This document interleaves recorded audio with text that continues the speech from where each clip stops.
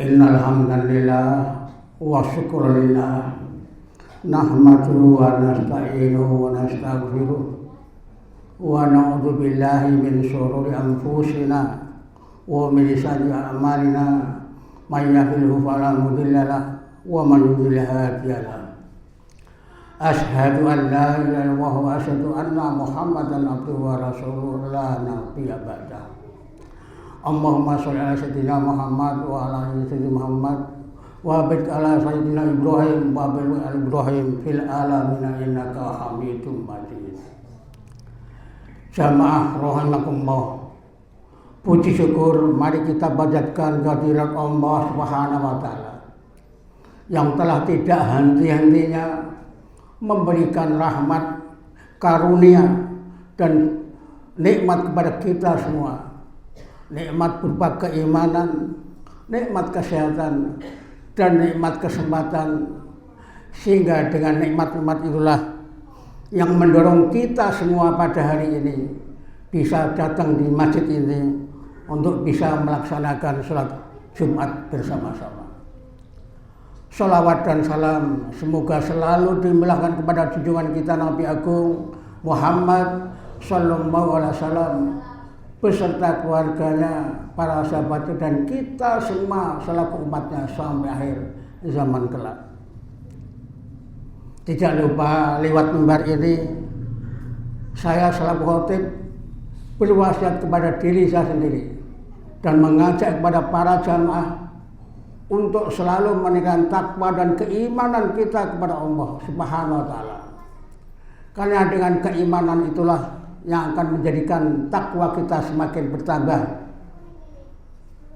semakin kuat. Karena apa? Karena setiap Jumat kita ingatkan agar kita selalu meningkatkan takwa kepada Allah dengan takwa yang sebenar-benarnya, yaitu meninggalkan segala larangan Allah dan menjalankan segala perintah Allah. Jamaah rahimakumullah. Pada hari ini kurang lebih sudah 14 hari lagi kalau tidak salah. Artinya beberapa hari lagi, setengah bulan lagi kita akan menghadapi bulan Syawal. Banyak orang yang kalau ditanya, kemarin sudah ditanya sama Pak Sarwoto, tidak salah ya, kalau mau habis Ramadan itu seneng apa susah? Sebetulnya tidak perlu kita pikirkan seneng atau susah, itu tidak perlu. Karena apa? Yang penting susah ya suatu saat Ramadan akan meninggalkan kita. Yang senang ya juga demikian akan meninggalkan kita Ramadan ini. Yang perlu kita pikirkan adalah setelah Ramadan itu mau kemana kita, mau apa yang akan kita kerjakan. Dan yang kedua, apakah tahun depan kita masih bisa menghadapi Ramadan? Itu yang menjadi pikiran kita seharusnya. Soal senang dan susah itu tidak masalah. Senang ya tetap Ramadan akan berakhir, susah ya akan berakhir, sama saja. Yang penting kita pikirkan kalau sudah Ramadan apa yang akan kita kerjakan. Yang kedua, apakah tahun depan masih bisa ketemu dengan Ramadan lagi. Jamaah rahimakumullah, banyak orang mengatakan bahwa orang yang sudah berpuasa 1 bulan penuh itu nanti akhir Ramadan pasti akan mendapatkan predikat mutakin, sebagaimana yang ada di dalam surat Al-Baqarah 183 perintah puasa, la'allakum tattaqun. Apakah demikian? Menurut hemat kami tidak demikian. Karena apa? Karena Ramadan itu merupakan proses jangka panjang. La'allakum tattaqun itu merupakan proses jangka panjang dalam rangka membina orang untuk menjadi orang yang bertakwa.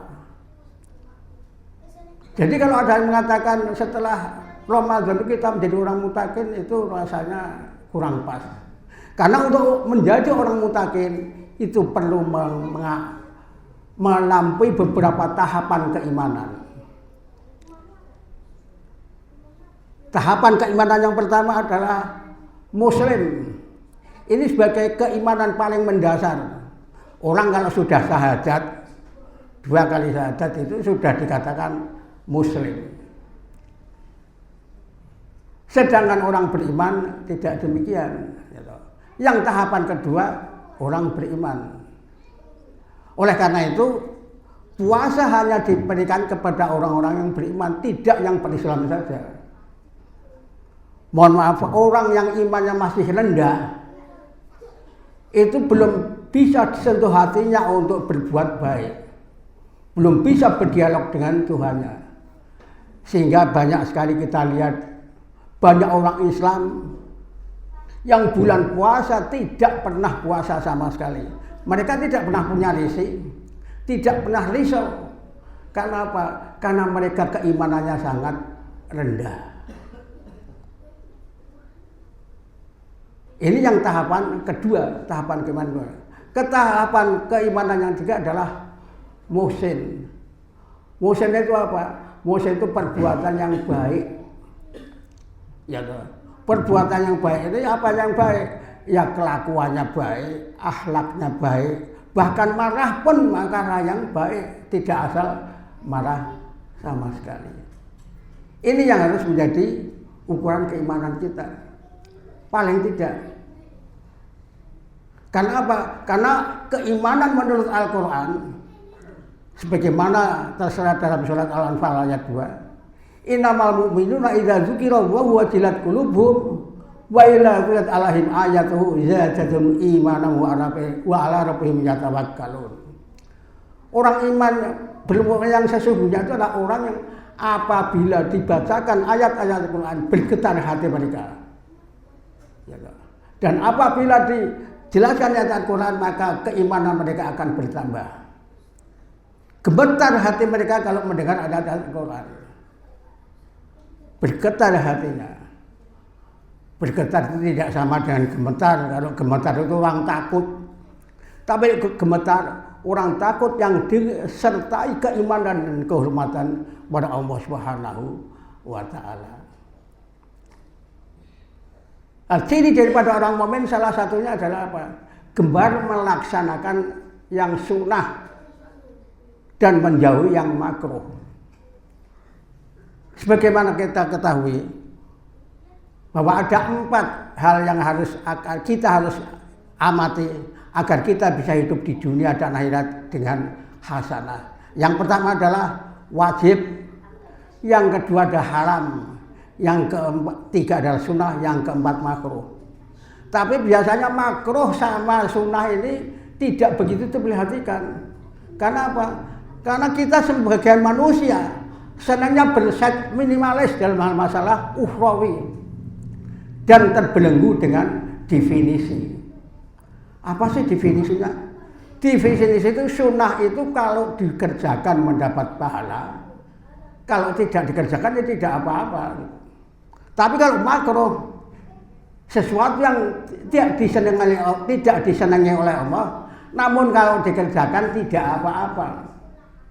Anehnya orang demikian senang mengerjakan yang makruh dan meninggalkan yang sunnah.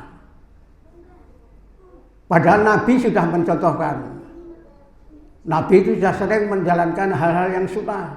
Misalnya sholat duha, sholat sholat tahajud, beristighfar, berzikir, bersedekah, sabar, dan lain-lainnya. Itu semua harus kita laksanakan. Dengan demikian akhirnya apa? Sifat muttaqin itu akan bisa kita raih. Yang keempat adalah sifat mukhlis. Mukhlis itu sesuatu yang tidak bisa dilihat.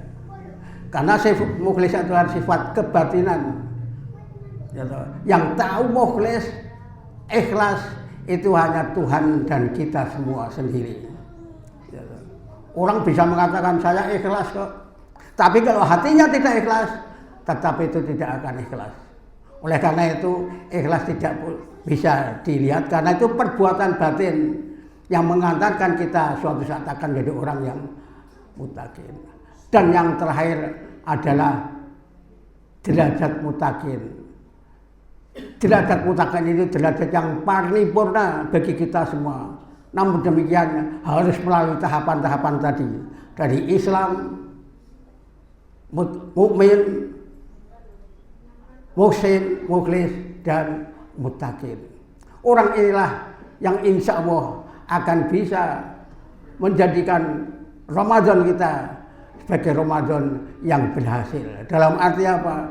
Dalam arti peningkatan apapun yang dia di situ, baik peningkatan ketakwaan maupun peningkatan ibadah kita semua. Karena apa? Karena setelah Ramadan kita menghadapi bulan Syawal. Bulan artinya peningkatan. Jadi kalau kita bulan Syawal kok peningkatannya tidak ada sama sekali, malah kendor, ya, sholat tahajudnya sudahnya hilang, puasanya juga hilang, sedekahnya apalagi, itu artinya kita tidak meningkat sama sekali. Itu artinya kita tidak bulan Syawal, gitu. Ya bulan kembali sebagaimana biasa. Mohon, mari kita hindari hal seperti itu. Jamaah rahmatullah, mungkin itu yang dapat kami sampaikan sebagai khutbah pada siang hari ini. Mudah-mudahan apa yang saya sampaikan itu tidak hanya mengingatkan Bapak dan saudara sekalian, juga mengingatkan pada diri saya sendiri. Oleh karena itu, marikah kita tingkatkan kualitas puasa kita dari tahun ke tahun, agar setiap habis Ramadan, apapun derajat kita harus meningkat. Karena apa? Karena tujuan daripada puasa adalah la'allakum tattaqun, walaupun itu merupakan proses jangka panjang. Namun kalau kita mau berusaha setiap saat meningkatkan ketakwaan kita kepada Allah, puasa kita kepada Allah, maka insya Allah apa yang kita cita-citakan dalam menghadapi sakaratul maut besok, untuk menghadap Allah Subhanahu wa taala, bisa kita raih.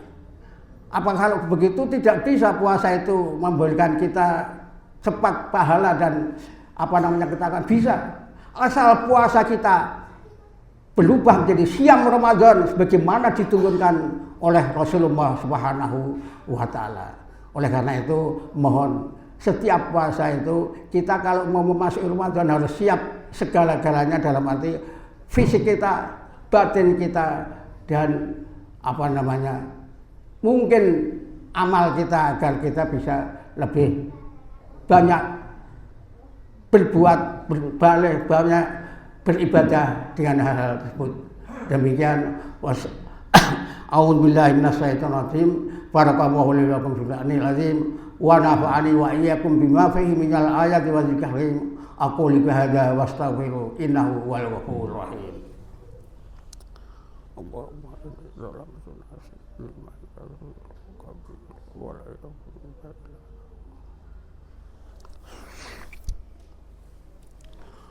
Alhamdulillahirabbil alamin. Assalamu bil huda wa dinil haq. Idhuru ala dzini kulli wa la qabraka. Asyhadu an la ilaha illallah wa asyhadu anna Muhammadar rasulullah. Qala Allahu ta'ala fil Qur'anil ya ayyuhalladzina amanu ittaqullaha haqqa tuqatih wa la tamutunna illa wa antum muslimun. Innallaha wa malaikatahu yusholluna 'alan nabi ya ayyuhalladzina amanu shallu 'alaihi wa sallimu taslima.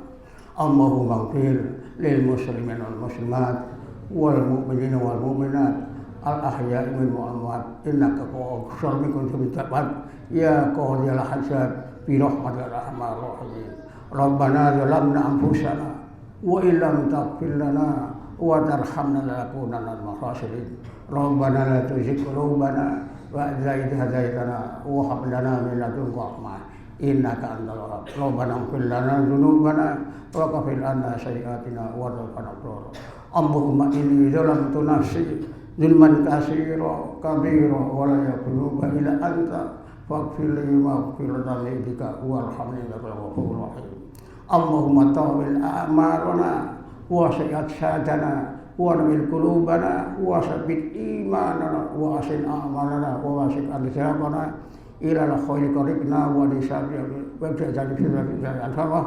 Rabbana atina fid dunya hasanah wa fil akhirati hasanah wa qina adzabannar wa adkhilna al-jannata ma'al abrar ya aziz ya rabbal alamin.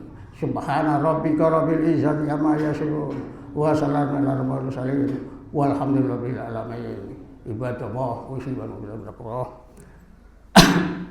Wassalamualaikum warahmatullahi wabarakatuh.